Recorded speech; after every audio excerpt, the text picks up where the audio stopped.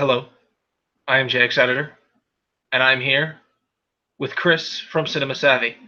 Hello, Yo, Chris. hello. How's it going? Oh god, it started playing in my fucking browser. Yep, I told you it would. I know, but we weren't live, and I could not hit the. Consummate professional every week, every week.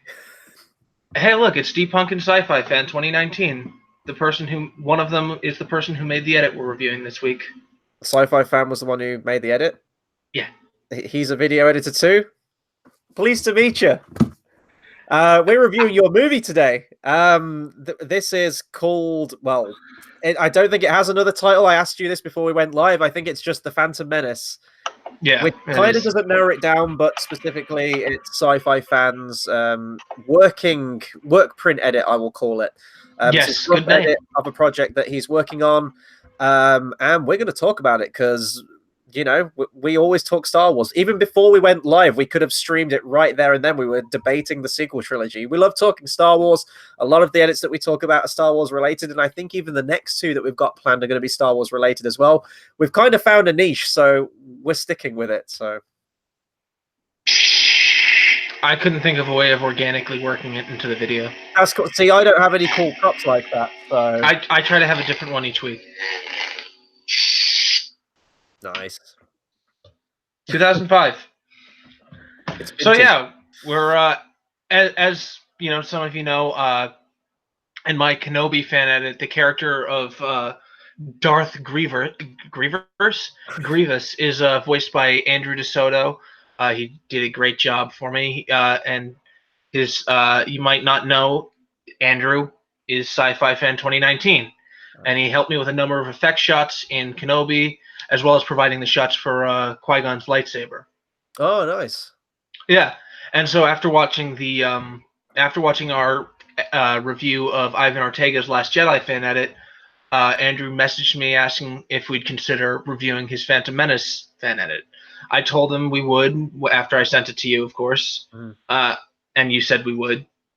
It was under question is if we would do this show or next show because we keep pushing Knights of the Old Republic. Yeah, we do. Other stuff just keeps coming up, and you know, if someone's requested us to do an edit, like if we keep making people wait like weeks and weeks and weeks, that's not fair. Like we'll just jump on it straight away. But we will get to it. Hopefully, like either next week or the week after, or whenever we're going to do it. Like that will be the next one that we do, because I really do need to get that watched. But, well, it won't just be the next one that we do, yeah, because actually, it's a good thing we keep pushing these, because in the time of us pushing it, another Knights of the Old Republic Episode 1 has come out. Yeah. Somebody else is doing another trilogy following a different ending, and a lot of choices are different. And I'm sure you're going to have a preference as to which one I watch first, because I mean, I have no knowledge of these games, and it's something that I would like to get some knowledge on. So I'm gonna point you to the more canon one first. Yeah. But I mean, this one's cool, and I mean, I don't have the pop-up chat open right now, so if you know, I think Sci-Fi Fan's there right now. Hopefully, he's still tuned in, watching our review on his movie. So if he shoots us anything, just let me know what he's saying, if it's a question or anything like that. He said, "Pleasure's all mine, Chris." To the whole nice. the Star Wars quote. Awesome. Yeah, I try to think where to start with this one. So the intention of this one. Well, I do want to open with just I have to throw out there. You know, I usually am willing to send the edits to people who like ask for them in the comments. I say just email me. This one, since it's still a work in progress, I will not be sending it out. Yeah, no, that's. I just want to make sure that I will say, like, you sent me this one via email, and I think I didn't have anything going on that night, so I started watching it then. And I think I emailed you back like 5 or 10 minutes into the edit. I was like, dude, this is like the greatest thing I've ever seen. Like the changes made to this thing, I'm loving it. I think I got about half hour into it on my first sitting, and then I picked it up again, ready for this review to get it done. But no, SeaWorld's here. Cam zoomed. Nice, SeaWorld man. Hey, oh, is it zoomed? Let me back up on you a second. How's that? Every damn time. This is. You know what? Like, no, this guy is like telling me. Well, actually, if it's zoomed in every time, like I didn't even fuck with this camera, so I don't know what's going on with it. And I just used the word fuck, so there goes the monetization. Not that we're monetized anyway, but I don't monetize because I respect the fan editor's code. That's not a thing. That's not a thing. No, SeaWorld man's like he's like quality control check. Like he needs to let us know if the cameras are zoomed in or zoomed out. Well, good on him. Thank you, SeaWorld man. Also, your room is way more interesting than mine at this point, so he'll probably be asking you questions about the room. With the love, SeaWorld, like you always tune in our shows on Cinema Savvy. Marilyn Monroe. It's all of them. We should probably talk Phantom Menace. Fine.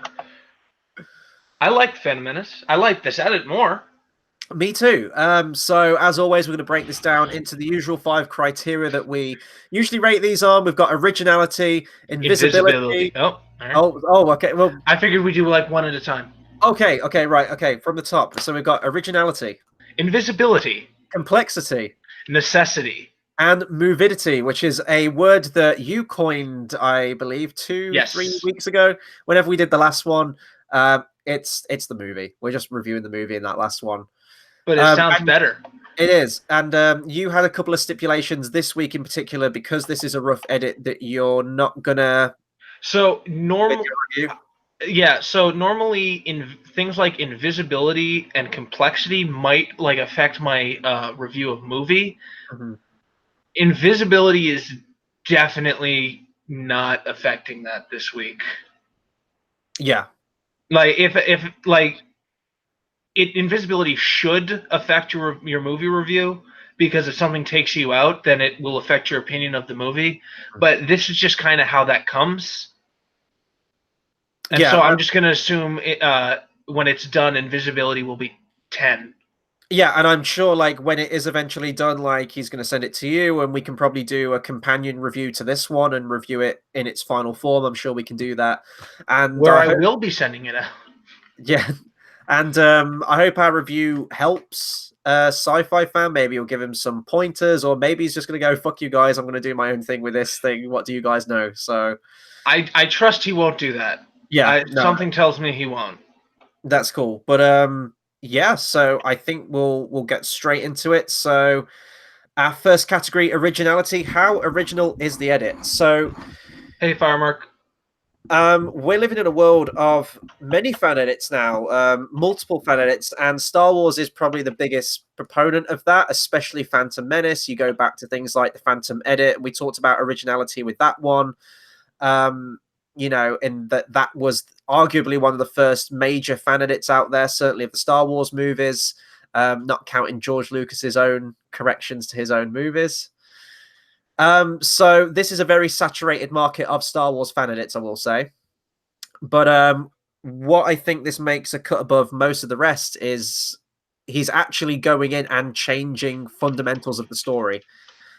So that definitely, you're saying that he has like new voice acting and stuff, right? He's got new voice acting. He's got, you know, it's not just kind of thrown in there. Yeah, and he's actually given character to people like Maul, you know, who are just kind of, what did he get, like 2 lines of dialogue in the original cut of the movie? Now he's an actual character that's bigged up from the start. He's a threat that's built up. You know, we've got that stuff going on. Even the plot now, when you go into Phantom Menace, you look at the original New Hope and, you know, Red Letter Media, and I'm sure we're going to have many more Red Letter Media references throughout the rest of this review. I can think of one. But the opening scene of A New Hope, from the opening crawl, it's good guys versus bad guys. That's it. That's kind of, if you break it down to its bare bones form. You go into Phantom Menace, you've got political intrigue, you've got taxations, you've got all these big words that as a 6-year-old, and even now, as a 26-year-old, I still have no idea what the fuck they are, because I'm just a hopeless man-child that doesn't watch anything to do with politics. This just strips it back. This is a sovereign nation, you know, complete pacifists, and then this evil alien race is trying to conquer their planet. That's it. And it's great, and it's so streamlined, and you get that sense from Newt Gunray's character. I love what he did with Newt Gunray in this edit. The story just feels I know, but like originality, I'm bringing originality into it because I haven't seen this from a lot of, they either keep the movie the same and just remove some of like the Jar Jar gags here and there and some of the dumb humor. This is like fundamentally changing the movie itself and strengthening the movie as a whole. So I think that's actually quite original. I haven't seen that in many other fan edits. I either see them combine it into like a trilogy edit and you maybe get Duel of the Fates at the end, or I see just a stripped back version of a Phantom Menace. This one, he's bringing in scenes towards the end that actually happened at the beginning of the movie. He's completely reshuffled the structure. He's removed out plot points, but he's added his own in to strengthen the film. So originality, I'm going to give this like a 9 because I think it's up there. I'm not going to quite give it a 10 because some things remain the same. Obviously, it has to, but this is like really up there for me in terms of originality. It is also up there in terms of originality to me. I may sound a little dismissive about what you said. I was listening most of the time, but I looked at the chat. That's cool. I understand. So normally I try to have like a segue. I don't have one. So I'm just gonna read my notes. This is not the first Phantom Menace edit. It's been 20 years since the first Phantom Menace edit. And yet somehow this one walks away with an originality of 8. Because it does stuff in a unique way. Like it adds scenes. It added a brand new scene. It uses a crappy animatic, but it's there. Yeah. Originality, it's solid 8. Solid. Yeah, definitely. Are we going straight on to the next one? Invisibility. It is every editor's goal to be as invisible as possible, and fan editing is no exception. Too many fan editing. Just go. Fuck. You can carry on, man, if you want to take 2 on that. This is all staying in, by the way. It's live. Of course it's staying in. Invisibility. How invisible are the individual edits, whether it be voiceover, whether it be, cuts, whether it be audio, whatever it happens to be. This is the key for me. This is the element that usually makes or breaks a fan edit for me. No matter how good the idea is, if I'm noticing the cuts there, that's a problem. Overall, I think this is pretty good. Now, obviously, this is still a work print version, so there are elements where some dialogue hasn't been written yet, and that's, put in the subtitles that this hasn't been written yet. There's things like that. There's some, special effects that haven't been added into it yet, or certain cinematics that need to be added in. So I'm going to try and disregard that stuff for now, because obviously that will be fixed when it gets to the final edit. I'm going to look at the stuff. I'm not disregarding that. You're not disregarding. Okay, well, invisibility. I'm sorry, Andrew. It's getting destroyed in invisibility. It's work in progress. That's what happens. I think okay. I think overall it's pretty good. I'm not going to give it a ridiculously high one. Whilst I thought the voiceover was well done, especially for Maul, like I've got no problems with the Maul voiceover at all. I'm trying to think if it was that scene in particular, if it was a different one. I did think that the music was a little above the dialogue, and it was very difficult to hear the dialogue. If I didn't know what the pod race, that was it. Sorry, yeah, the pod race. Yeah, if I didn't know what the original dialogue was, I wouldn't have heard it. So I think that's a question of audio levels, but they can be easily changed. Also, I thought it was a bit like that in Auto Gunga, the Gungan city. A little bit, but he didn't add the Boss Nass new dialogue in yet, did he? So yeah, but I couldn't hear Obi-Wan. Okay. Again, that might be my knowledge of like the original lines bleeding through and sort of aiding with that. But the pod race is the one where I noticed it the most. So that's just audio levels. Not just the music, like also the original audio of the pod racers themselves. I think were too loud. Yeah, no, I totally agree with that. Other invisibility. There were some moments where the one that he did it a couple of times, but the one that comes to mind is where Qui-Gon picks up Anakin and puts him in the pod racer. He's cut the bit where Jake Lloyd goes like, whoa, but he's isolated the audio and it kind of goes a little bit distorted. And like when you try to like noise remove something, it goes a bit tinny, it goes a bit echoey. I did notice some elements like that where he has gone in and tried to remove some of the audio. Maybe he could just add music over the top if he gets the complete soundtrack or something like that to mask it a little bit more. What else jumped out at me? I think honestly that's kind of it for invisibility. Oh, it's not it for invisibility. I'm trying to think if there's any more that jumped. Oh, no, there were two scenes that I did think the editing was fairly rushed in. The first one was the dinner table scene with Anakin, his mom, and Qui-Gon. The cuts are very, very choppy, and I know that he's cutting around things like that, but there was a bit with Shmi Skywalker that did make me laugh where she's like, "No, Anakin, I won't let you do it. I hate when you do pod racing." And then she's just like, that was well cut. I was like, "I don't like it, but do it." She's just like, "Fuck it, like just go." Like, I've just gone on this whole speech about how I don't want you to do it, but fuck it, just go and do it. And that did kind of make me laugh. It seemed a bit of a quick turnaround for Shmi. It's also just, I think it wasn't particularly well blended. Maybe was it? It might have been placeholder. I really don't know. Was it? Andrew, answer.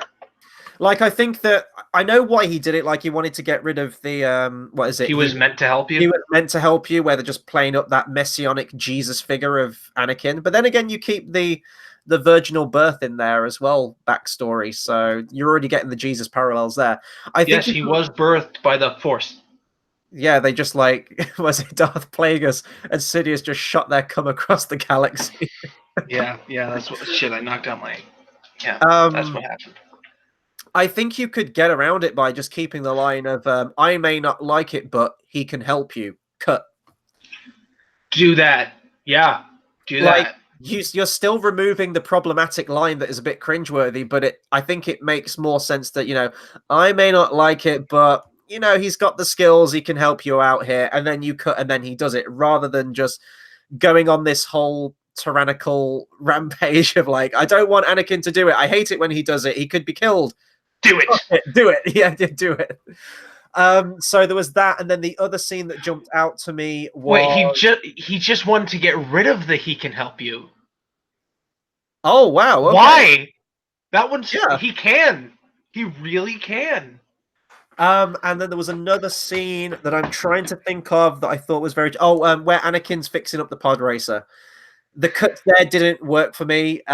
You did add the deleted scene in. Now, I understand why you did it. You didn't want the annoying kids in there, but you do have this really awkward scene of Kitster riding an alien camel thing, which I'm sure have a name. I'm sorry, I'm just thinking about it. It's the jankiest thing ever, but you know what? Like, okay. But visually, it just doesn't mesh. So, you know what? I'd rather get rid of that scene and add in annoying kids just to get around that and just cut some of their lines out. They're on screen for like 10 seconds and then they're out of the movie.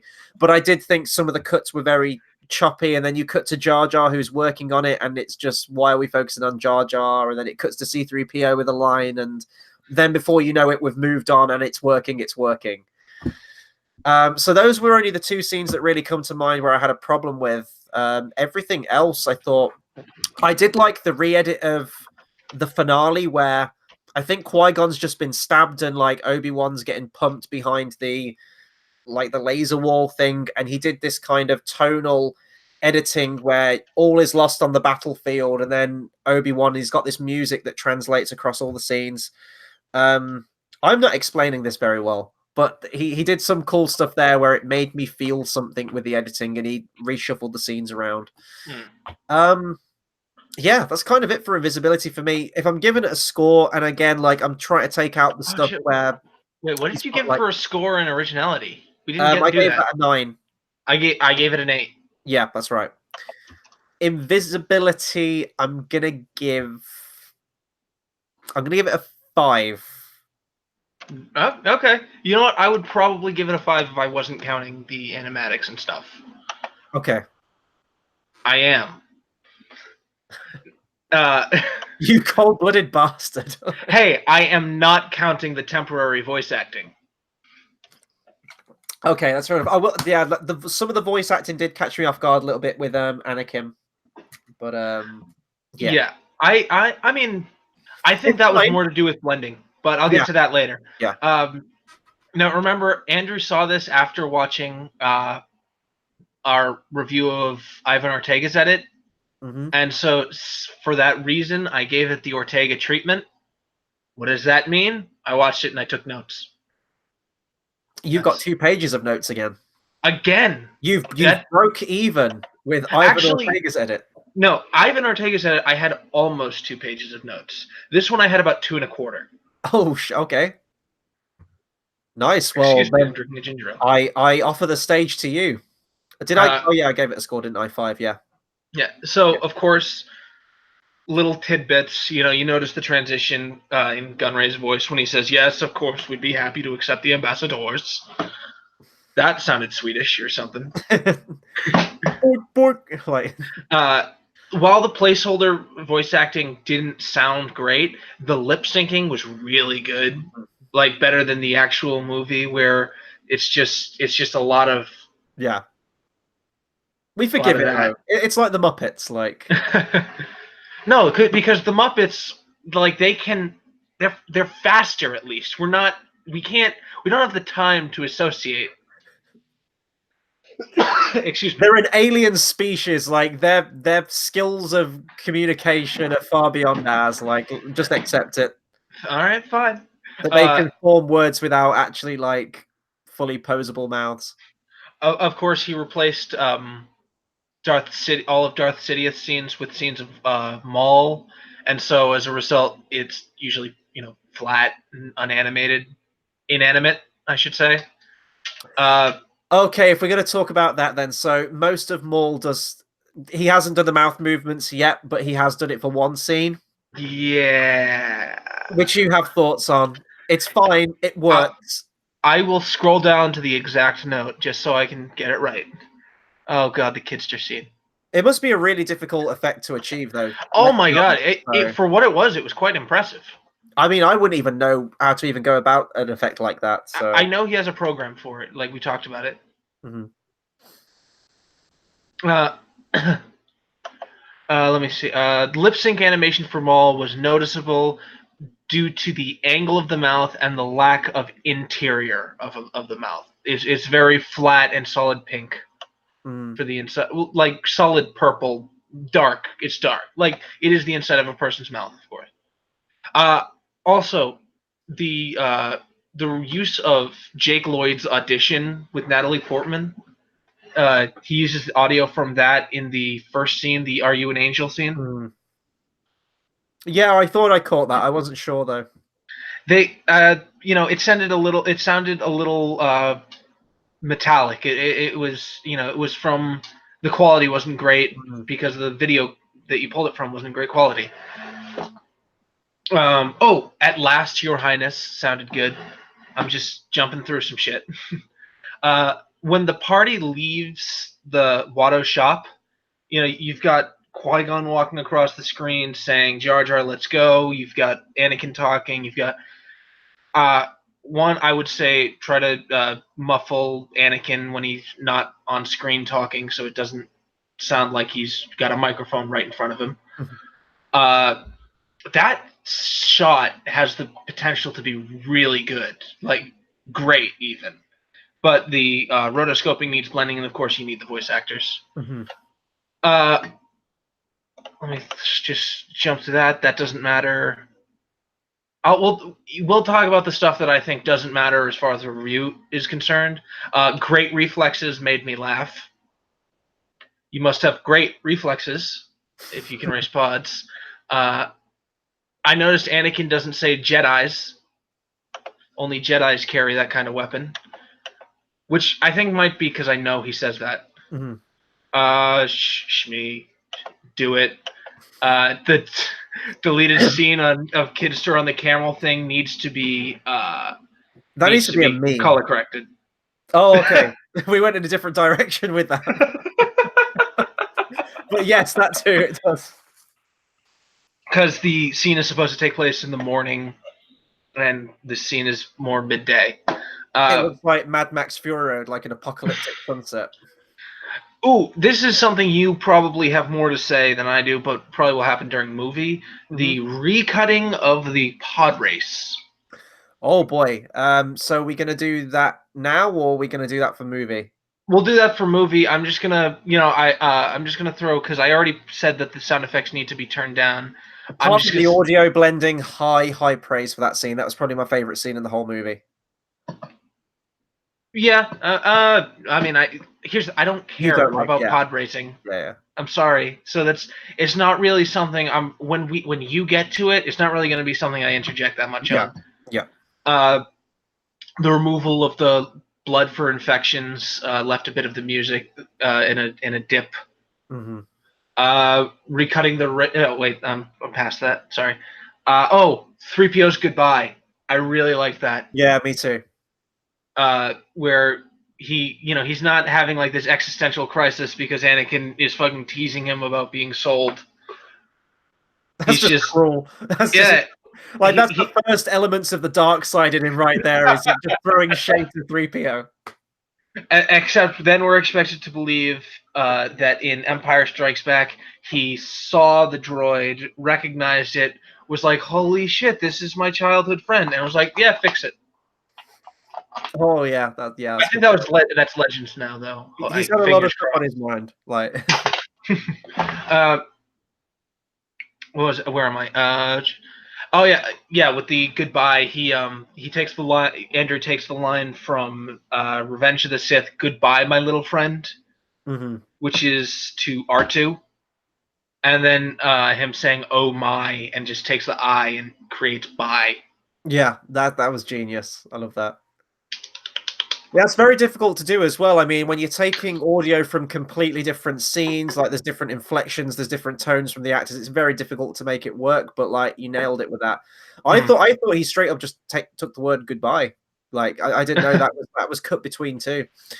Excuse me. The razor. My mouse is in a really inconvenient place, which is why it's hard to track this transition I've always dreamed of doing. Lip sync animation, as we mentioned before. Ooh! Anakin's force test. Oh, I loved that. I thought that was great. I Andrew, wondered what that was. Was it like the end of a lightsaber, or it what was that? yeah, it was the. I know it's the end of a toy lightsaber. Andrew, I know the clip is on YouTube. Would you please post it in the chat? For them, what wants to see it, it's really cool. So how did he achieve that effect? Was that just a green screen and a bit of toy? Did he have it on a string and then remove the string? Like, what was the deal with that? It's got a yeah. I think it looked like it was on a string. Uh, and I know he's capable with a green screen because Obi-Wan. Mm-hmm. Wait, was Obi-Wan at Tatooine? Yes, he was on the ship the whole time. And Debunk. he's still retained like one of my favorite lines. Why do I sense that we've picked up another pathetic life form? It's the boy who's responsible for getting us these parts. Uh, um. When Obi-Wan says "I swear," because I know it's you, Andrew, doing the voice of Obi-Wan for just a placeholder, I laughed my ass off. I Just I don't think it's necessary because the very next scene he says that he's gonna, he gave Master Qui-Gon his word, he will train Anakin. Like I just think it's a bit of also a you could just redundant throw in line. Yes Master. You could, or like I just when he says like train him and he dies and he just like holds him, and then the very next scene is him saying that he will train Anakin. Like you get it there in the dialogue anyway. So And just remove him saying "I gave Qui-Gon my word." Just Qui-Gon's defiant. No, wait, hang on. Go back. Agree with you taking this boy as your apprentice. I do not. Qui-Gon believed in him. The choice one the boy may be. nevertheless, Grave danger I sense in weird. his training. Master Yoda, I gave Qui-Gon my word. So yeah, grave danger I sense in his training. Uh, Maybe Then if you you could can just cut it hold the to, shot, yeah, if you could hold the shot of Yoda, you could put Master Yoda under it and then cut to "I will train Anakin," or you or could just just "I cut it will to train the Anakin." yeah, I'm just like I will train Anakin with I'm or not without the saying it council because permission if I that's must. what I did in Kenobi, and I don't want to suggest what I did outside of all the things I suggested that you do that I did. I just don't see why there's such a hang up on that line though. Like, what's the problem with that line? I gave Qui-Gon gave Qui-Gon my word, yeah, and he kind of doesn't, does he, before he dies? Okay. Also, it kind of diminishes the value of him training Anakin. Yeah, okay. Yeah, I can see that. Yeah, I'd go with your original suggestion. Just do yes, master. Yeah, or But then don't. he'd be repeating it twice, though, wouldn't he? It's No, like, I oh don't no, think so. he removed that. He removed the "it's too late, it's too late." Yeah, exactly. Promise me you will train the boy. Yes, master. He is the chosen one. He will bring balance. Train him. Yeah, no. If you keep that bit of the scene, then if you keep that first bit of the scene, then you've got it right there. Yeah. Also, Obi-Wan fighting with Qui-Gon's lightsaber looks really good. Reminds me of another edit. It does. I was going to go there too. I will say, though, it was cool when he jumps up and the fight continues. I think it could do with a little bit of music, maybe, when he jumps up initially and there's like that altercation there. But because there's not very much footage to work with, it is a very quick and very anticlimactic last bit of the fight. Yeah, I get why, because like just jumping up, like jumping over him and cutting him in half, it's just like, oh, okay. That kind of diminishes Maul's skill in that moment, but also it's like, okay, we're getting back to like another part of the fight, and it's okay, it's over. Yeah, I will say, it is a little too fast for it to be. Excuse me, ginger ale. It's a little too fast for it to be its own. The second part of the fight, like when we cut back to them still fighting, it's a little too fast. And I will say that there's some shots played in reverse really stood out. Mm-hmm. Oh, also he uses the deleted scene of Padme and Panaka, who, by the way, Padme is not the queen in this. Yeah, there's no decoy scene or anything like that. So as far as I know, what we're meant to infer is that they're two separate characters. Then we have got an actual monarch, Queen Amidala, and we've got Padme. Well, if she is still well, also that needs to be color corrected. It's just what I was going to say, and also you need to add the effects. But Mm-hmm. If you're gonna if you are trying to keep her the queen, I'm just saying you could. There's a JX editor thing you could steal from.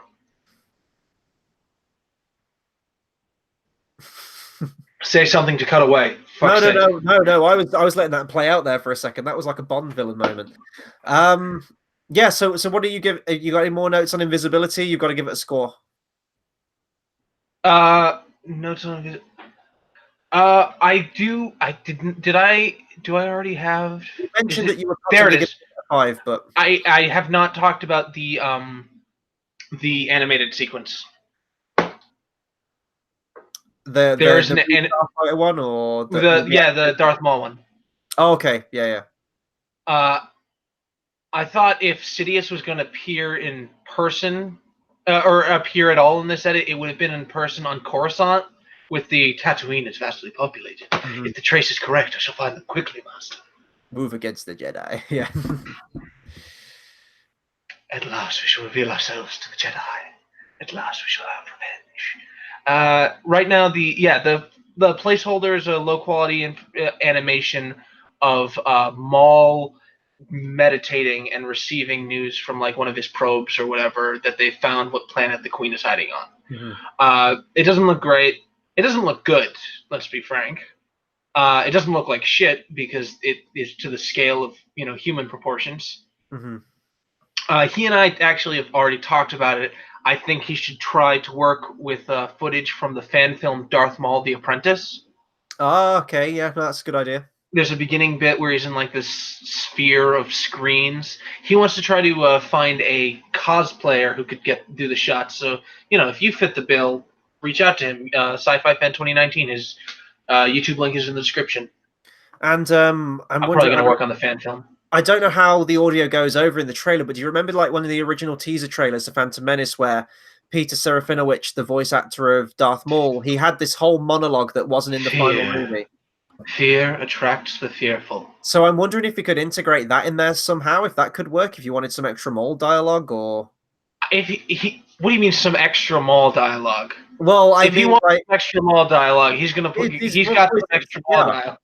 But, if you're going to have, like, a meditation scene, then maybe you could just be like, I am a fucking badass. I am fear. I am death. I am fire. Like, Smaug. I don't know. Like, it's an idea. Like, I don't know if there's... I can't remember if there's music behind it, if it'd be difficult to isolate or whatever, but it's an idea. I like your idea of the fan film, though, taking footage from that, because that was pretty solid as fan films go. It was good. Yeah, but I'm trying to imply that Maul might be either the master or the apprentice. Oh, there's a clip on Jay. Sorry. Oh yeah, that one. Yeah, that's the one I was talking about, Depunk. Can you just? I'm trying to remember back to that fan film. Isn't he just kind of like training? Like, can't a master train, or is it? Well, again, a master is Also, you implying don't that. need to see him training. You know, there's just him in a sphere of screens. Mm. Anyway, let me just go through the. I am done on my notes on invisibility, and So as a total score, 3. Oh wow!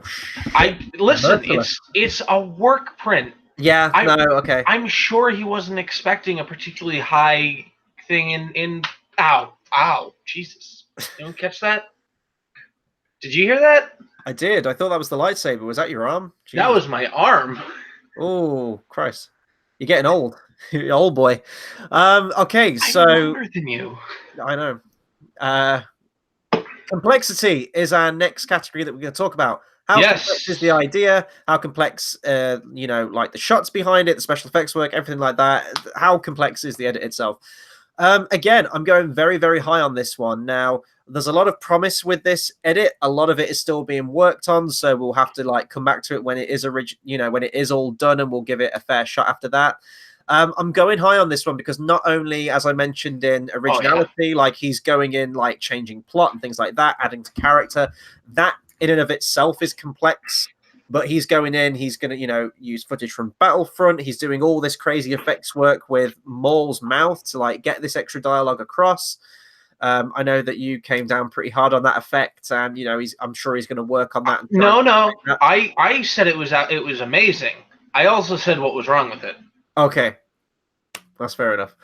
But also you've got like a shot where it says like, Jar Jar's going to have a blaster. You've got all these things. There's a lot of stuff going on there that needs to be done still.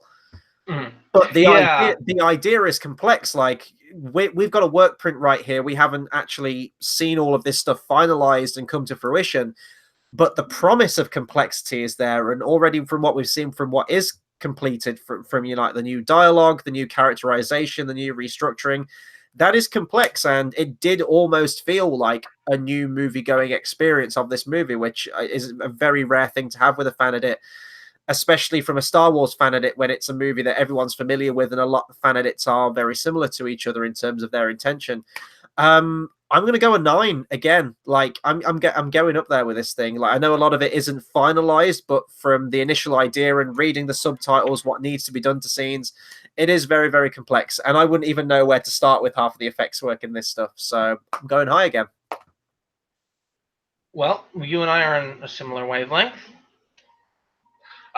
Yeah. So this is the second most ambitious Phantom Menace edit I know of. Are you Let counting alone yours? ever Are you counting yours as the first one? Because No, God, no. No, mine is no, not at all. The most ambitious is Ancient Lore by Andreas, who makes those Game of Thrones edits we reviewed. Oh yeah, It's the one that you think is just Qui-Gon with a purple lightsaber, which I promise you it's not. okay. But despite how complex the edit is, I'm actually going to cover the more complexity-based notes in a movie, as I'd like to critique them also for the movie. Yeah. So because they're very movie changing and thus kind of apply there. I'll just say right now, with the new lines, added scenes, and reworking of pre-existing dialogue, this edit proudly I'm giving it an 8.5. Yeah. I thought we'd be pretty close on that one. Yeah, yeah. I guess like there is going to be a lot of repetition with me and my own critiques on this, especially when we get to movidity. But if you want to introduce our next category that we're going to talk about, Necessity. Was this an edit that needed to be made? Was this something the people were clamoring for? Were the masses demanding, Andrew, give us the edits? They weren't, I'm sorry, but, it happens. And this is, like I said earlier, it's been 20 years since the first Phantom Menace edit. Yeah.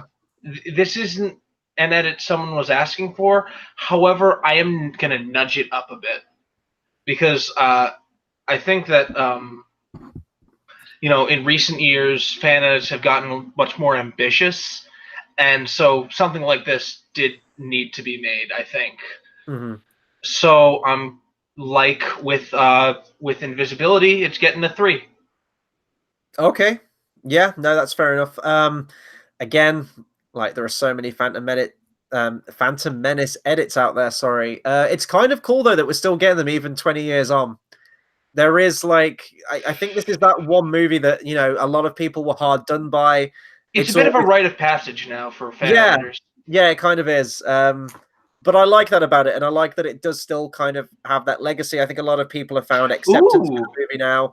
I think in a post-Disney world, a lot of people do go back to Phantom Menace and are actually picking out the positives on that movie and not coming down on it maybe as hard as they originally did. I am going to give it fairly low as well. I'm going to bump it up slightly because, whenever someone makes a new fan edit on a movie that we've seen countless fan edits before, you have to ask, what new stuff are they bringing to the table with this one? Is this a new fan edit that needs to be made? Is it like a reworking of the story that needs to be told or whatever? And this time I think it is. I think this definitely does strengthen the original movie. Therefore, there is a necessity to do it. And I don't know. I mean, it's going to be very early days because he's still working on this one every second he gets, I'm sure.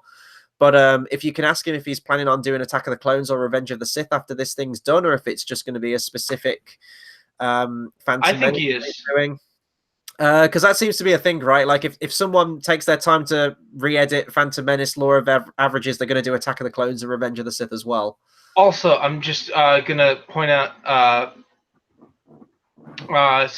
Andrew did say Padme is the queen, and he hasn't figured out how to reveal it, and he is working on all 3. For as for the queen thing, I'm just throwing out there. You've seen my queen edit. Man, this makes you feel powerful. Queen edit? What, you added some Freddie Mercury music over Phantom Menace? Because I want to see that fan edit. Hey, Chris. Yeah. Go fuck yourself. Okay. Duly noted. I'm giving it a 4. He's giving it a 4. Necessity, was it? Yeah, that's right. Okay. This is going to be the big section right now. Movidity. Although your invisibility one was kind of. Oh no, this one's longer. Okay. I'm going to pass over to you because I've done a lot of talking. I'm going to pass over to you to kick this one off. I've done a lot. Also, I just want to throw out there, one Cinema Savvy is live right now. That's true. I'm not review for Far From Home. Yes, as you can tell, I'm clearly not involved in this one. Would it be amazing if I had some kind of like 2-monitor setup and was like, I don't know how that would work. Just let George and Tate talk for a bit and then do this and then go to that. I haven't seen Far From Home yet, so that's why I'm not on that review. But yeah. Also, you said you'd do this 2 weeks ago. I did. I was unofficially contractually obligated to do this one. No, I wanted to jump on this one. Yeah, do you want to kick off Movidity because your notes are quite comprehensive, and I guess I can just jump in some of the key scenes that I want to talk about. Okay. So in that case, are you gonna have anything? Okay, just throw on what you think needs to be thrown on at the end. The main ones that I want to talk about are Nute Gunray, the pod race, and kind of like the ending and Otto Gunga. Yes, feel free to jump in with the pod race, by the way. Okay. Let me start with the actual Movidity review part I've written. So I've said this many, many times. I consider the Phantom Menace to be a very well-executed bad idea, or a series of well-executed bad ideas. Mm-hmm. For that, it tends to get about a 3 out of 10 for me. This, however, definitely addresses some of those bad ideas. On account of the fact that this is still a work in progress, like I said earlier, I'm not judging it for invisibility, or I'm not letting invisibility judge Movidity movie. Sorry. However, based on account of the fact that it's still, with that in mind, I'm giving this a 6.5 for Movidity, which will put it somewhere between, like, around the Solo Force Awakens spot for me on my list. Mm-hmm. Speaking of lists, onto the list of a lot of notes. Now let's just start with the crawl. He has a new crawl where he does not change the title, so which tells me that wait, what? Not at the moment, Dpunk. Which sorry, the crawl was he was a bit wordy in the middle paragraph, I'd say.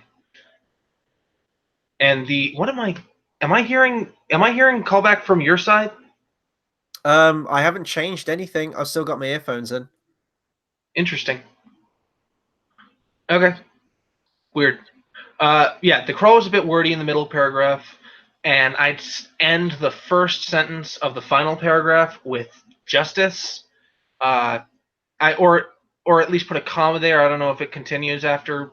I'm just saying, get rid of and a sense of right or what it and what is right. They've put aside justice and what is right. Get rid of the and what is right. What is right is very opinion based. Also, point of view. Yeah. Also, a line that was cut, which is like possibly the worst line in the movie. They must be dead by now. Destroy what's left of them. Now it is a terrible line. It makes no sense.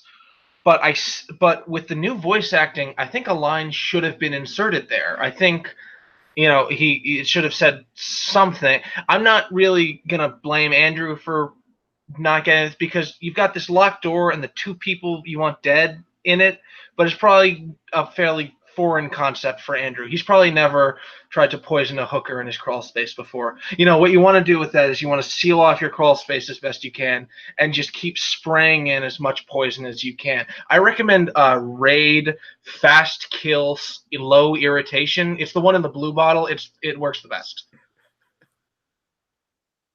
You all right? Yeah, I'm good. I'm good. The right people will understand that. Those are the kind of people I want to be friends with.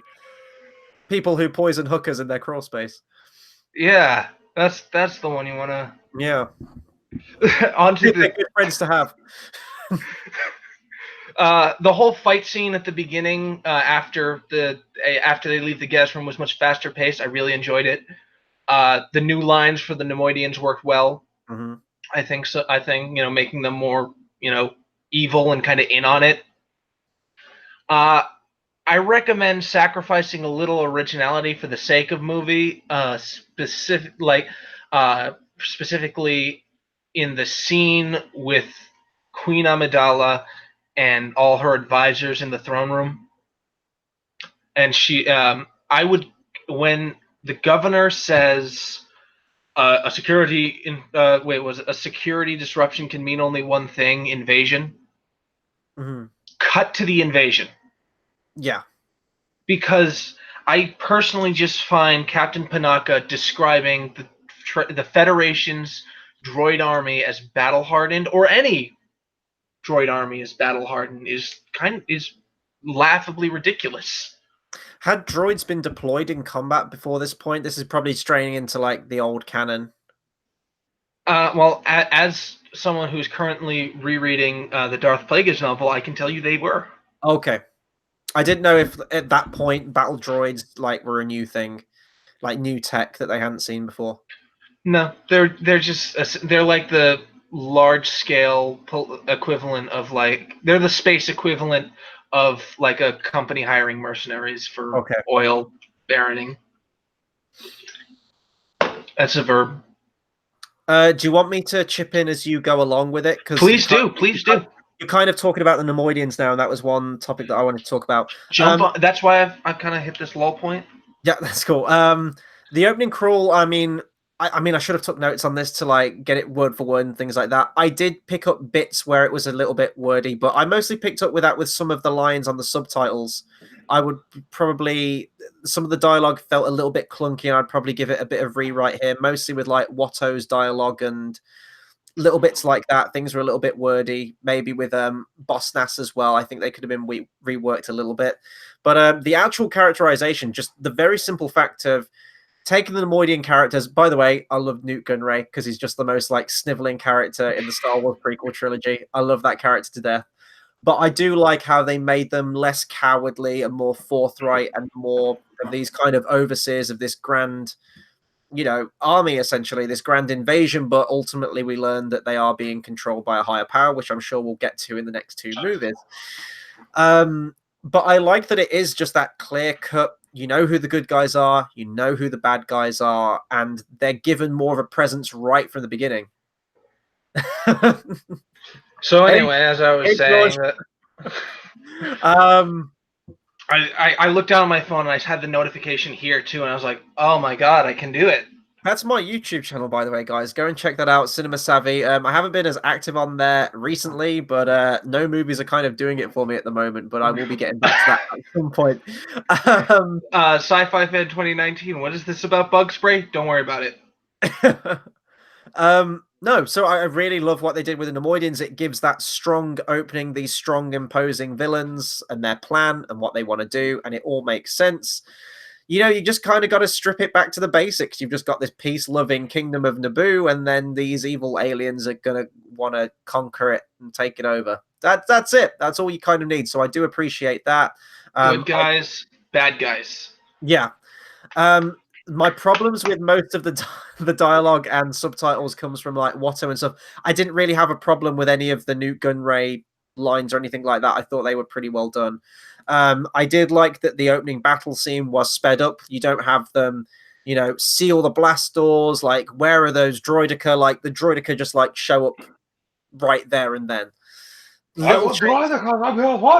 Again, like, I love the lines. I love the lines that are sadly missing from this. But yeah, no, I appreciate why they were done. I liked that.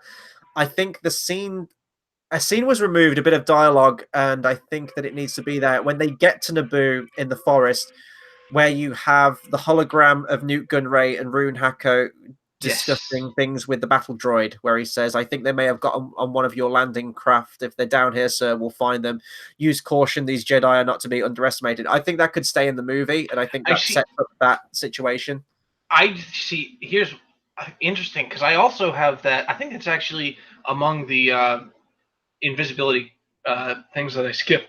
Excuse me.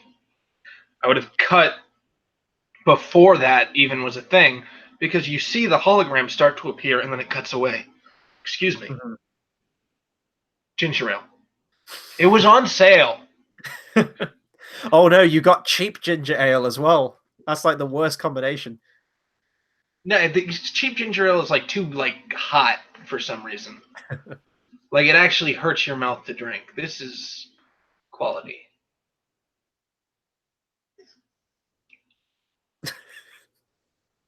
This is where you get some kind of like banner, isn't it, at the bottom? We need to get that. Huma, Wolf Cola. But yeah, you said you had a note on the hologram or something. Oh yeah, it should have been cut before the hologram appeared. It starts to show up and then it cuts to the forest being knocked down. Mm-hmm. I think it could have been cut before that, so we're not like teased with this. I'm guilty of teasing with a hologram, but I think just kind of showing someone in a cloak and then having the clones betray Obi-Wan was a good idea. Mm-hmm. This, I don't really see much point in. Yeah. I don't know. For me, it was just like, oh, and okay, we're on the forest with Qui-Gon and he's running. Like, I think that line feeds into the next scene nicely and kind of sets up things. I know that if you've seen the movie, you know what's happening anyway, but I don't think those lines are particularly offensive or anything like that, or like ruin the intellectual integrity of the movie with Nute Gunray. I think it would still be in character. They know that the Jedi are imposing. They've just escaped them. So when he says use caution, they're not to be underestimated, that doesn't make them cowardly or anything like that. It just makes them, realistic. But there's really no reason for the scene to be there, because it only gives us information we already have. Did they keep the line of did he keep the line of stow aboard separate ships meet down on the planet? Yes, he did. Okay. Then God, I guess that is such a terrible plan. It is. This is what could you remove that? Yeah. Oh yeah, I have. Stow aboard. They say we've got to warn the Naboo. Contact Chancellor Valorum. Cut. You were right about one thing, Master. The negotiations were short, and then we do the stuff, invasion, and then from the invasion of them landing in the forest, it then cuts to the exterior of Theed of the Trade Federation approaching. You Oh, can okay. I'm Spin it just all throwing up. it out there. But then you've And got it. that also happens to remove Jar Jar. I know, but then he's going to be in shots, and you're not going to be able to remove him from most of the movie. No, you can't. So Well, you can. You can. It's you can't, just because each scene takes you on to the next one. well, do they? Yeah, kind of.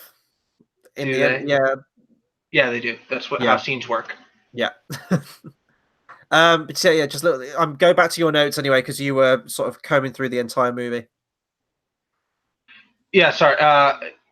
That's a very good point. I totally forgot about Jar Jar, by the way, Andrew. Oh, Jar Jar's opening dialogue, I didn't care for it. I'd give that a rewrite potentially. Really, here's the thing. The thing about I don't. Maybe it's because he's just silent, or maybe it is the rewrites. I don't mind Jar Jar in this. Same. Like, he's kind of okay. Yeah. No, I liked, like, there's the moments where he says that like, we're warriors and things like that towards the end. Like, he steps up. Yeah. Like, it'd be nice to have got some legitimate hero shots of Jar Jar in the battle. I know he's going to try and put one in with the blaster. I don't know how you're going to go about doing that. That's a very, very bold decision. If you can pull it off, great. But yeah, it's a shame that we don't. Do you have plans for that? I'm not expecting an answer, by the way. I was trying to think if you could get a scene with him on the tank throwing the grenade, but like, I don't know if there's a way to make that look less cowardly and there isn't buffoonery. Unless, like, you were to animate his face and give him, like, close-ups being, like, really intense, like, I am doing this on purpose. just deep fake Vin Diesel on his face. Oh God. Yeah, okay. Does he have plans for the scene? Sorry. Oh, let me just. I don't know how yet either. Lol. I don't remember. What were we talking about? The Jar Jar with the blaster scene. Okay. Cool. Maybe there's a video game. Yeah. It's a shame there isn't one in Battlefront 2 with good graphics, but I don't think Battlefront is ever going to add Jar Jar into the mix, which is a shame. But it should. Yeah, no, I would do it as like a fuck it, whatever. I'd love to play on the other team. I'm sure everyone would. Have you still got your notes on there? Yeah, I do. Yeah.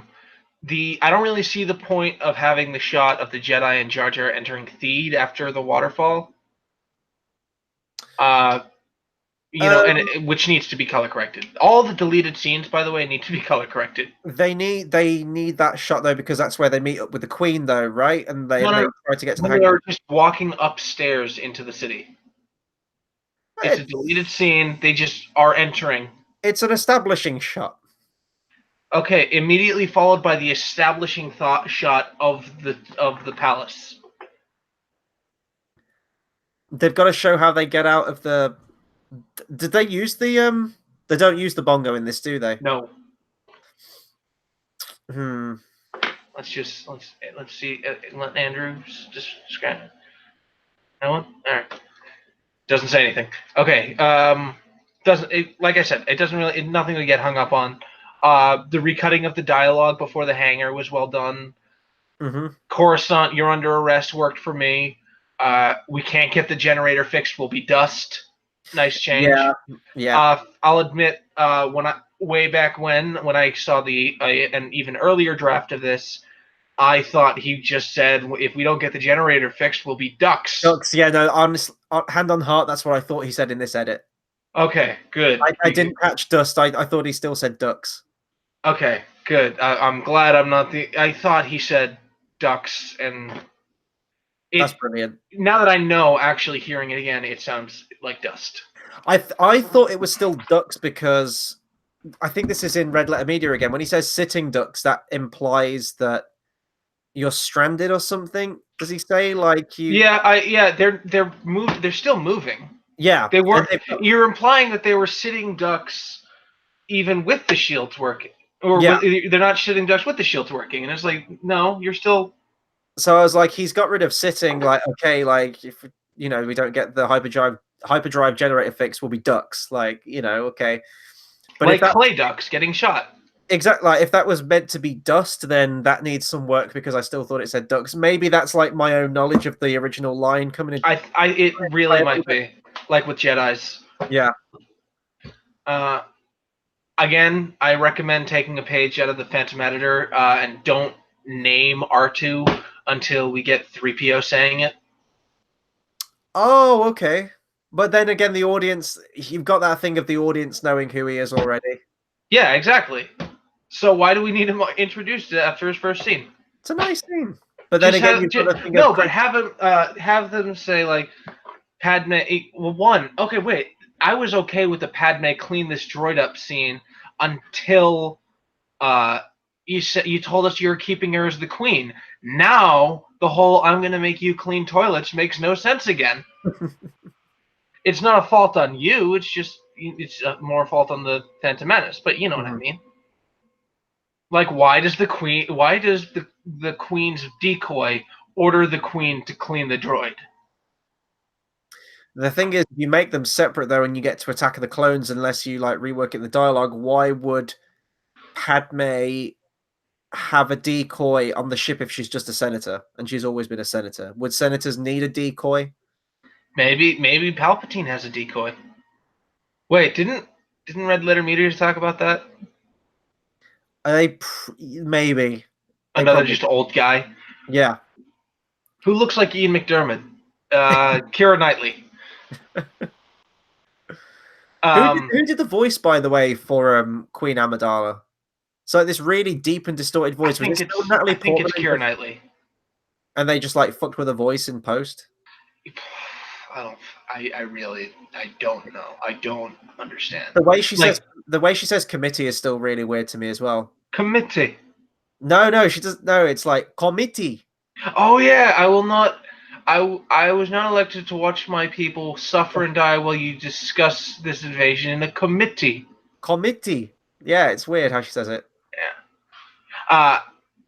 And okay, and also by the way, I'm gonna start sounding like a broken record, but another thing you'd steal from the Phantom Editor, in the words of Rian Johnson, steal from the best. Hallowed be his name. The Phantom Editor constructed a shot for the end of the first scene between Anakin and Padme, because he cuts out Jar Jar knocking over the thing and being annoying. Do it. It's kind of abrupt as is. Mm-hmm. They just kind of stop talking and the scene ends. But if you just take the same shot, but just points where each of them is talking and cut out the person talking, so you've just got the two of them listening, like just standing there, not looking at, not listening to, not talking to each other. I'm not on drugs. I don't know what's wrong with me. They know what you meant. Insertion. Oh! I really like the Greedo scene. How he did that. Do you remember? Did he add the deleted scene in? With Greedo, where Anakin fights Greedo. It's instead of being after the race, it's about. And so in the original one, Anakin's fighting Greedo, and he said, "I cheated in the race. Did you? No. Do you still think he cheated?" And then he says shit in Alien, which is probably yes. Mm-hmm. It's like, well, you know the truth. You'll have to tolerate his opinion. Fighting will not change it. I'm going through the dialogue because that dialogue is important, because the way he cuts it, it's the alien. It's the Greedo word saying shit in Alien. And he just says he attacked me, and then he's just like, "Did you?" Which is to the "Did you cheat?" But instead it's the "Did you attack me?" or attack him. And he's like, "No." And he's like, "Well, fighting will not be tolerated." Yeah, fatherly. I like it. Mm-hmm. No, I honestly can't remember that scene. I may have accidentally scrubbed over like 5 minutes, and those 5 minutes were probably that scene, so I missed that. You bastard! I know.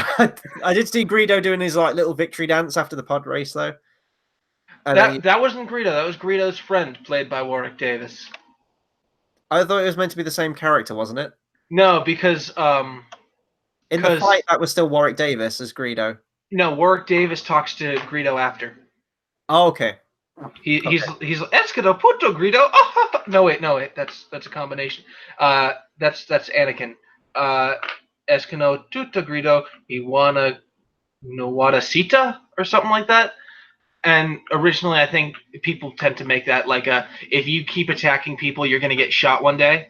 Yeah, because it's not subtle at all. Yeah. He changes it to, we both know you made him attack you. Yeah. Which is a fine change. You know, it's not just a shot first joke. Yeah. Which, by the way, I'm totally guilty of making. Andrew kept the space Jesus a little on the nose, but it's fine. Yeah, it's what the fuck ever, right? That's fine. I've come to accept that now. That's okay. Yeah. It was Palpatine. Yeah. Palpatine's behind it all. I was just thinking that. Do a midichlorian count. Get some blood from his stool. Now for... What? Oh, okay. Now, for Anakin leaving his mother, I'm going to change it up a little bit. Ooh, okay. Steal from HAL 9000. You got to give some context to that. I know, but I'm waiting for the laugh track to die down. In HAL 9000, so in HAL 9000's edit, when Anakin walks away from his mother, you know the shot of the Darth Maul's probe on Bunta Eve? Yep.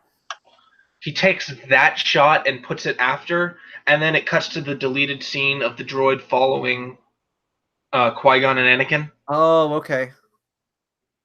Looks awesome. And it kind of explains why they're running in the next scene. Yeah. Because it's not explained. I was going to say that I'm aware of that scene where like they do start running, which links into the next one, but without that context, it is kind of weird. They do get rid of the... that was the other line where the audio goes a bit weird, where he gets rid of Waitmaster Qui-Gon, I'm tired. The audio gets a bit gone. Filtery there, so maybe just add the music over the top. Now I'm the next thing is actually the next thing on the list is actually after Tatooine. Talk about the pod racing for a bit. Okay, so the pod race is the greatest change in this entire edit, and it's not even that much of a change really. I think it does add some of the deleted scene with like the extra participants in the race where it kind of introduces each of the individual aliens. You get rid of the Jar Jar Piusa fart scene, which was really nice. Can you give me a minute? Yeah, sure. Just keep talking. You got rid of the really cringeworthy Jar Jar fart sequence of Piusa, which of course absolutely had to go. And I thought the music transition there from the flag parade into the next scene was very well done. And I didn't notice the jump in the audio there. And just the very act of adding music over the pod race was awesome. And I'm getting really distracted by Jay in the background. I thought your choice in music was awesome. I'm going to ask this question to you now, and then hopefully JX can read it out to me. Which music did you use? Because I probably should have turned off my mic for that. I was just asking if he used music from Star Wars Pod Race, the video game, or did you use it from another video game? I was just interested to know which music you used. Yeah, we were asking about the music. We were trying to figure it out earlier. And why it was such a great change was there's a moment where I don't know if it's where Anakin sort of like flies up and then comes down in front of Sebulba or something like that, where he overtakes, but the Star Wars main theme kicks in like this really victorious way. And I think I did like an air punch and I went like, yes, awesome. That was awesome. And I've never had that at the pod race before, but like I got really engrossed into it. What I will say is that I know he's cut like elements out of it to like shorten it down and abbreviate it, but I did find... But I mean, I know it's not Spielberg directed, but Spielberg's used this countless times in Indiana Jones. You've seen Temple of Doom, right? Yeah, of course. You know where he's fighting the guy on... This is like a thing he uses in all of his movies, where he's fighting the guy on that conveyor belt thing with like the stone thing that's rolling. There'll be a second where they're like right next to the roller, and then it will cut, and then they're further away, and they're dragging the scene out, and it just seems like further and further back. Yeah. I did kind of get an effect of that with this in particular, where lap 1 goes by in a flash, 2 is a little bit longer, and 3 is like the longest lap in the existence of anything. And I'm only guessing that's because, he's removed considerable chunks from the previous 2 laps. So I did notice that. but it's kind of a filmmaking technique, and you're playing it up for drama and everything like that. The audio levels we discussed, I think you need to bring the music a little bit down, boost up the dialogue so we can hear it from like the commentator and from some of the things that, you know, Jar Jar or Qui-Gon or Shmi are saying in that sequence. It was solo music. Oh, okay. Oh, shit. Okay. Well, that's I'll give a positive to Solo then. That's my one positive to Solo. You guys didn't see what my camera was doing when I wasn't making noise. I get why it's not in there, but I love the deleted scene. I really want to see the Sand People pot shot in Jawas, and the Jawas come in to collect the junk. That's so no, great. that's at the beginning of Kenobi. That's it. It's world building, and I fucking love it. And I know that the Sand People are still there taking pot shots at the pod races, but I want to see me some Jawas harvesting the junk. So Sebulba fucking dies. Oh yeah. I love the edits that do that. We don't get like Poodoo or anything like that, which is, you know, I haven't got a problem with that. Like, it's not overly goofy to me, but you know, all the other racers die horribly, so why not? I kill Sebulba every time. Yeah, like, sure, okay. But no, I thought that was masterfully done. The fact that, you know, Anakin's pod racer doesn't stall at the opening and boom, we're straight into it. You have all this, you have like considerable build up to that pod race sequence, and like it absolutely delivers. Yeah, no, I really liked it. I wish there was a way you could make Ben Quadraneros explode when his engines explode at the beginning. Wait, it's Ben Quadraneros? Yeah. Oh yeah. Okay, so that's so okay. He's the third character now in Star Wars to be called Ben. No, he's the second character in Star Wars to be called Ben. Oh, there's and Ben actually Quadraneros, Ben Kenobi, and then Ben Solo. Who was the third? Yeah, so I'm saying there's 3 characters to be called Ben in Star Wars. And this is the second. Okay. Yeah, okay. In terms of release date, yeah. I'm just I think Ben Solo might have been named after Ben Quadraneros. I mean, it makes more sense. Why would Han name his son after that old guy? In that he's completely incompetent and fails at everything he does. No, how would you predict that at birth? That's ridiculous. Speaking of predicting things at birth, no midichlorians in this edit. No, I like it. Some very bold reworking of, I'm jumping to Coruscant now, but where he'll talk to Anakin and sort of explain the Force. I think that's really useful because if you are watching this as a new viewer, like you are starting with episode 1, which I never recommend anyone do anyway. But if you are, then that's a good setup for the Force, because otherwise you just kind of have to accept everything off the bat with no explanation until you get to 4.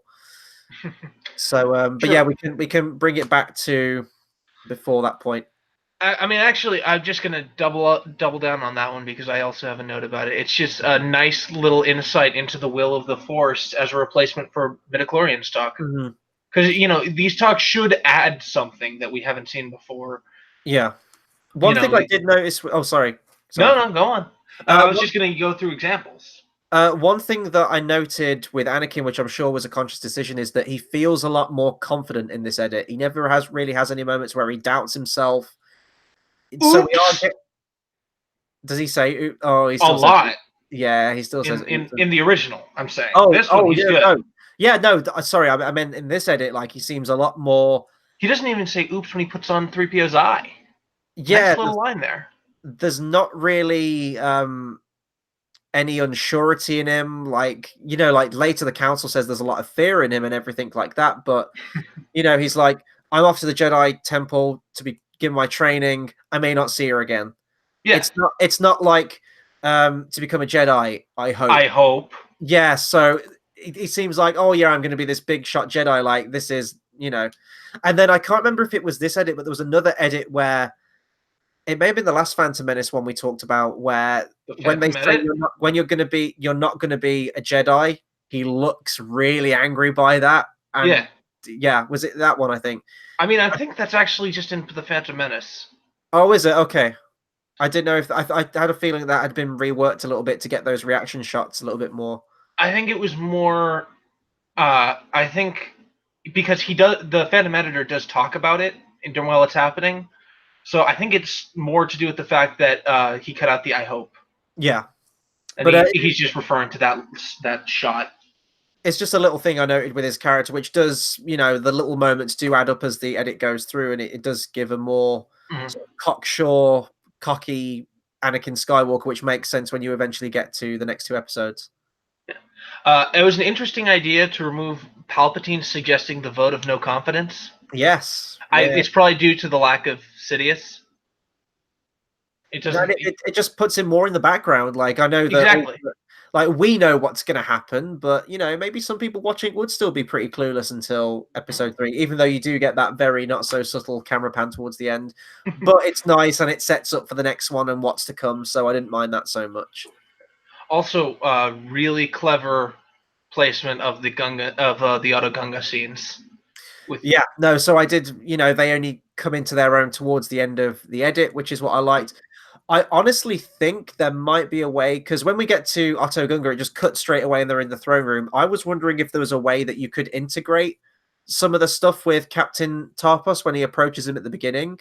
It could be like, hey, Yusa, stop it there. Yusa, go into the bosses. Yeah, or maybe Jar Jar could have done something. I don't know. I'm trying to think of how because I know he wants to put the decoy scene in, but it's going to be difficult to place it. Like I've got the clip that makes you not need it. I mean, there's that one. Or if he does want to use it, I would have the scene where they say, like, go to Otto Gunga, go there.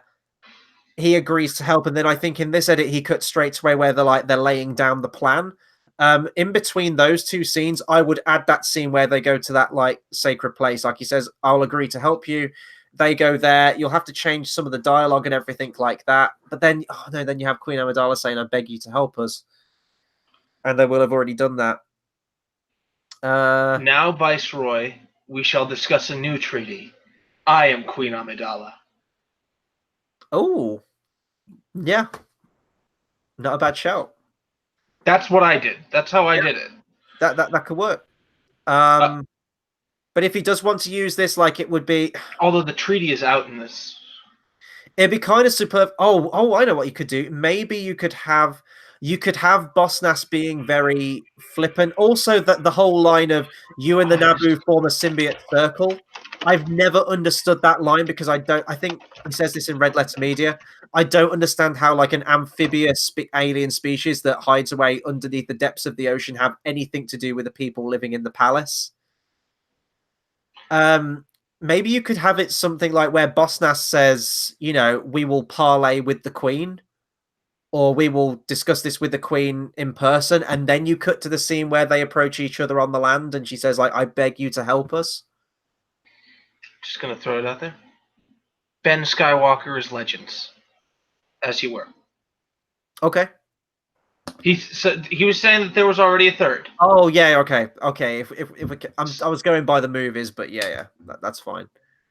So maybe you could have that, but then if you're going to do that, if Boss Nass sort of ends that Otto Gunga scene where he says like, we will discuss this in person with the Queen, or we will parley with the Queen, and then you have them on the mainland. It's doable. Yeah, it makes sense. They're still unsure whether they want to fight, so maybe the Naboo could have done something to. That's my Boss Nass laugh. All right. Maybe the Naboo could have done something to the Gungans, which like pissed them off and made them like, the war. You've stole the surface from us after the war. You saw taking us a land. Well, yeah, like the Gungans, like the Native Americans of Naboo or something, and the imperialistic, like, I don't know. That could have been funny. You shall lead us down the tunnel of tears. Oh, shit, that's getting dark. Oh, that's horrible. We're bad people. We are. This should be a thing. We should like open with like the most offensive conversation, like mid dialogue. It should be like the intro to all of our shows from this point. Just move the poisoning of hookers conversation to the very beginning. Right. Yeah. Let's do some fan editing of our own and like restructure this whole live stream. So take it from the top, people. New stream. So maybe you could do something like that with Boss Nass to add to the character, but then I don't know if that's going to add pointless conflict towards that point of the film, and it might make it needlessly complicated. But I do think if you were going to place that scene in there, you would have something where Boss Nass would say, like, I want to discuss this with the Queen in person. He could be very, I'm trying to decide whether we'll fight for you or not. Prove to me that you want our help, and then he helps, but then that kind of makes Boss Nass look like a dick. It'd be nice to get some more scenes with the Gungans, and I can't believe I'm saying that, but in the context of this edit, like, the Gungans are pretty badass towards the end of this thing. It's almost Speaking of Gungans being badass, I mean, yeah, Gungans are actually sold much more badass in this. Like, even with the, in the Phantom Edit, you've got, it's very possible, Padme says the Gungans are just a diversion, and then, originally the scene just continues, and then Qui-Gon says it's possible with this attack many Gungans will be killed. Then Boss Nass says, we so ready to do awesome part. That's as good as you're gonna get from me. But then Phantom Editor moved that to after Padme coldly says that the Gungans are a diversion, which leaves this kind of blank space where you can just keep going. But when in this, Qui-Gon says it's very possible many Gungans will be killed. Cut to Jar Jar saying no Gungans are dying without a fight. Yeah. We saw warriors. And I was like, that's awesome. That's freaking awesome placement of that scene. That's that line. I'm trying. If you're taking that line, then could you have it where Boss Nass is hesitant to join the fight because he doesn't? Maybe they've like participated in loads of fights before, and like they're an endangered kind of species at this point. This is like all the people they have left. Get out of here with your PETA shit, man. Star Wars isn't a place for your. Star Wars is supposed to be apolitical. Maybe he doesn't want to fight because he doesn't want to endanger his people, but then with Padme's plea, then he agrees, okay, this is quite a dire situation, we will help. Even if By the way, I was being facetious just then. I don't, that's cool. Yeah, so I mean there's something there you could possibly do to make his character a little bit more interesting and prevalent, perhaps. I gotta jump through the rest of this list because I got a fair bit to go, and I'm gonna say I probably have not that much longer. That's cool. Let's rattle through it. Okay. Clever. Wait. Yeah, clever using the loyal servant scene for the security footage. Mm-hmm. It's a thing. Trust us. Trailer Amidala yelling, "Get to your ships." I approve. Mm-hmm. Anakin saying "all right" sounded pretty good when he's told to stay where he is. Mm-hmm. Jar Jar has a blaster here. You might be reaching. Yeah. But then, by the way, that's just that's the shot of Jar Jar kicking around the droid with the blaster, but with a big black block over Jar Jar that says Jar Jar will have a blaster here. So you're gonna have to remove like the droid on the floor. You're gonna have to remove Jar Jar himself. You're gonna have to remove the blaster bolts so you can add your own. Yeah. I don't. I mean, if you can make it, if you've got something in mind that you can work with, but if he doesn't. Yeah, if you've just got there's a placeholder, I think that's. I say that anything's possible with editing, up to a point before you have to go back into the effects room and like redo the whole thing. Sorry, I was actually playing a part with Padme asking for help at the underwater city, but it's getting hard to make. That was from Andrew. Okay, I know you want to try and like boost Jar Jar's heroism in this scene, but what if you just do it with like Gungan heroism? Couldn't you have a scene where you've got Captain Tarpos with the grenade, like running alongside the tank, remove the line of take this one, he throws a grenade and you just cut to the ball hitting the droid in the tank? He casually tosses. Well, actually, I think he throws it upwards and it hits the droid. Like the angle might be different, but like fuck it, like you won't even notice like when you're doing the thing. Holy shit! They're 45 minutes into the Far From Home review. Oh damn! Must be a good movie. Hey, fingers crossed. Or a bad movie. Some of our longest reviews are based on bad movies, so. I don't know. I'll be honest. I watch your shit live. I don't go back. Yeah, that's fair enough. I think most people do that. If anyone at all. Speaking of big title cards with black, insert modded. So this just happens in the middle of the Naboo space battle. the music carries over, so it's not going to be choppy. Insert modded Battlefront 2 shots of Naboo starfighter against a droid control ship to have Anakin be seen as a good space pilot. That is some justifiable Battlefront footage right there. Not unnecessary. Yeah, it's not unnecessary, chaotic B-roll. Is that me throwing shade? Maybe. Maul expresses disappointment in Qui-Gon at the end after killing him. Sorry. The lines don't feel out of place, and I think they work really well to bridge the two scenes. That and Qui-Gon's death and Maul 1v1ing Obi-Wan. Those are the two scenes he's bridging. The lines inserted of Maul taunting Obi-Wan while he's in the pit. Again, they work to bridge the two scenes. They do require some shots that don't currently exist, but based on what's there, they don't seem particularly complicated. Anakin tearing apart the droid control ship from the inside is a badass idea. You know the shot of him flying across when he first goes in. So I think he's either going to use that as is or flip it and then add a bunch of blaster shots coming off of it. So he's just tearing house. Holy shit, that's cool. You'll note. Okay, yeah. And that's pretty much it, except for you'll notice I have not talked about the quality of the voice acting at all. I figured I'd tackle it here at the end. Maul's voice acting is fantastic. It was not done by Andrew, who did my Maul Grievous stuff, because his is what? Sorry, I was gonna say, did you think some of the levels for Maul could have been raised a little? Maybe a little bit, yeah. Yeah, he could be. It was kind of hard to hear, especially considering the fact that he's got like the radio effect. Yeah.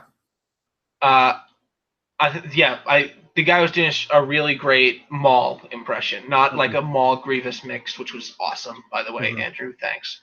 I do think Anakin's new voice acting was all right. I think it could have been blended better, so it didn't seem so out of place. Yeah, it's the mixing, I think. Yeah. Everything else, I'm just taking as placeholder. If there's anything else, am I missing one? Andrew, you're in the chat, right?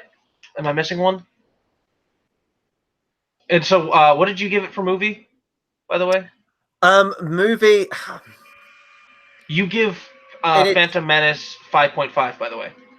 Okay, in an unfinished draft, I'm gonna give this. So it's so difficult without seeing it completed.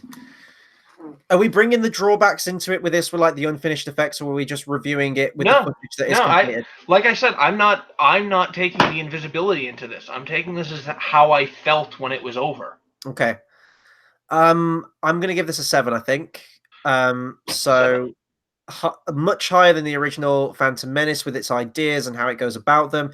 If you can pull off all of this stuff that you got planned, power to you. Like, it's going to be amazing, and I will be genuinely excited to see the finished version. It's going to be a while. Like, I get it, man. Like, I do find it in my spare time. It's tough, and you've got a lot more complex stuff in your edit than I ever do in any of mine, so it's going to take a while. It's cool. I'm giving it a 7. Or did I say 7.5? I said 7, didn't I? You said 7.5. Okay, 7.5. There we go. I'll give it 7.5. Really lofty ideas. You have really completely changed this. I will say the pacing of this movie was great. There was never a moment where I felt particularly bored with the movie. It felt like it was building to something. And I think maybe the restructuring of scenes did help with that pacing somewhat. The action felt faster, more intense. There's just some areas that can easily be refined. And then obviously you've got your new effects work to put in there. But if we're talking about how I genuinely felt with the movie, I had a blast with this thing. So 7.5. Okay. I'm trying to score this, but it's just like with the spacing of how we did things. Oh, that's right. Okay, that's why it's messing up. Okay, yeah. I'm like, it's not just 38 because we have 2 more things. 38 plus. That's 47, that's 55, that's 60, 63. Wow, lower than I'd like to give it, but it makes sense because of things like necessity and invisibility are suffering. So 63 on Rotten JX. One of the higher movie ones, I'll say we've given. We could probably creep it up to a 70 once it's all finished and like been ironed out and everything. Yeah, honestly, if you and I say, let's just suppose we both agree invisibility is a 7 when it's done, then that's an extra 2, 4, 6, 6. So we bring it as high as 69. Yeah. But that's the score I'd want to go for with one of my fan edits. yeah, I believe we've got to hurry up. So you've got some words. I have. We end all the shows with this. So your benefactor gives me 2 words to say at the end with my British accent. Today we have 2 words. Do you usually say it in your Americanized way first, then I say it in mine to offer comparison, or are we just going straight for it? Sure. I mean, we don't. You say, "Do you?" It's implying I have some sort of system. I don't. There is no system. Yeah. I'm chaotic neutral. So I guess I'll say that the words this week are missile and advertisement. So I say missile because there is an extra I in missile, which you Americans tend to always want to miss with your words. Missile. I would say missile is fair. Aluminum is fucking bullshit on your part. Aluminium, there is an extra couple of letters in there, okay? And actually, we're going to agree on this one. So usually the classic British way of saying advertisement is advertisement.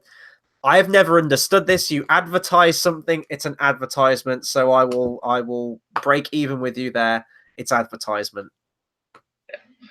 So that is, I try to keep the endings fairly abrupt, but we've kind of been building towards it. So I'm actually going to do a sign off. This was awesome.